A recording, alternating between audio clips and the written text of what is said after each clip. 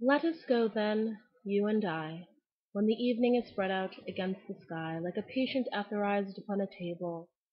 Let us go through certain half-deserted streets, the muttering retreats of restless nights in one-night cheap hotels, and sawdust restaurants with oyster shells, streets that follow like a tedious argument of insidious intent, to lead you to an overwhelming question. Oh, do not ask, what is it?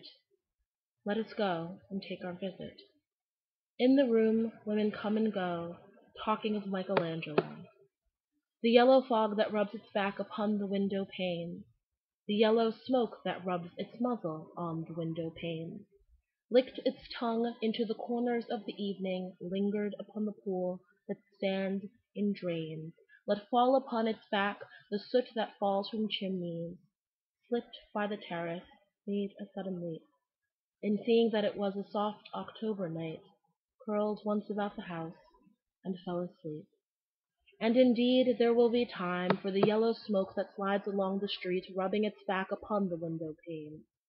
There will be time, there will be time to prepare a face to meet the faces that you meet. There will be time to murder and create, and time for all the works and days of hands that lift and drop a question on your plate, time for you and time for me, and time yet for 100 indecisions, and for 100 visions and revisions, before the taking of toast and tea. In the room women come and go, talking of Michelangelo. And indeed there will be time to wonder, do I dare, and do I dare? Time to turn back and descend the stair with a bald spot in the middle of my hair. They will say, how his hair is growing thin. My morning coat, my collar mounting firmly to the chin, my necktie rich and modest but asserted by a simple pin. They will say, but how his arms and legs are thin. Do I dare disturb the universe? In a minute there is time for decisions and revisions which a minute will reverse. For I have known them all already, known them all. Have known the evenings, mornings, afternoons. I have measured out my life with coffee spoons. I have known the dying voices, the dying fall, beneath the music from a farther room. So how should I presume? And I have known the eyes already, known them all, the eyes that fix you in a formulated phrase, and when I am formulated sprawling on a pin, when I am pinned and wriggling on the wall, then how should I begin to spit out the butt ends of my days and ways, and how should I presume? And I have known the arms already, known them all, arms that are braceleted and white and bare, but in the lamplight gowned with light brown hair.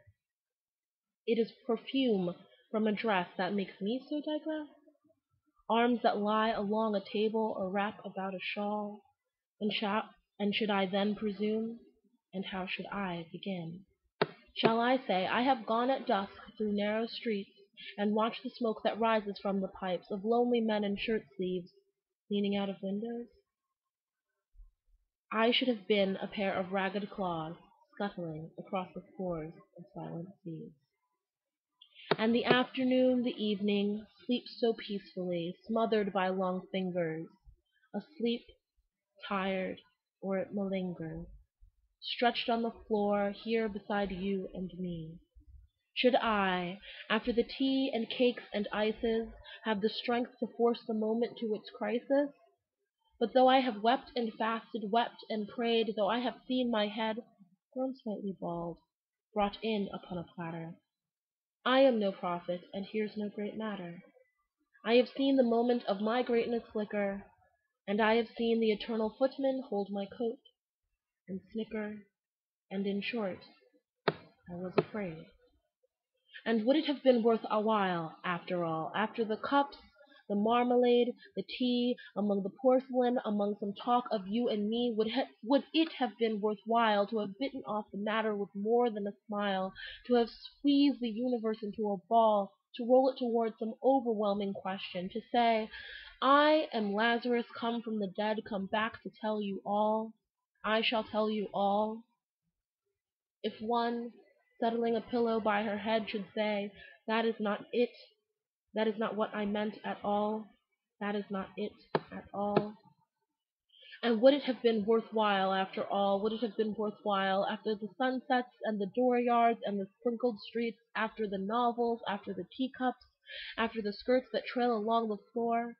And this, and so much more, it is impossible to say just what I mean, but as if magic lantern threw the nerves in patterns on a screen, would it have been worthwhile if one, settling a pillow or throwing off a shawl and turned toward the window, should say, "That is not it at all. That is not what I meant at all. No, I am not Prince Hamlet, nor was meant to be. I'm an attendant lord, one that will do to swell a progress, start a scene or two, advise the prince, no doubt, an easy tool, deferential, glad to be of use, politic, cautious, and meticulous, full of high sentence, but a bit obtuse. At times, indeed, almost ridiculous, almost at times fool. I grow old, I grow old. I shall wear the bottoms of my trousers roll. Shall I part my hair behind? Do I dare you to peach? I shall wear white flannel trousers and walk upon the beach. I have heard mermaids singing each to each. I do not think that they will sing to me. I have seen them riding seaward on the waves, combing the white hair of the waves blown back, when the wind blows the water white and black. We have lingered in the chambers of the sea by seagulls wreathed with seaweed red and brown, till human voices wake us and we drown.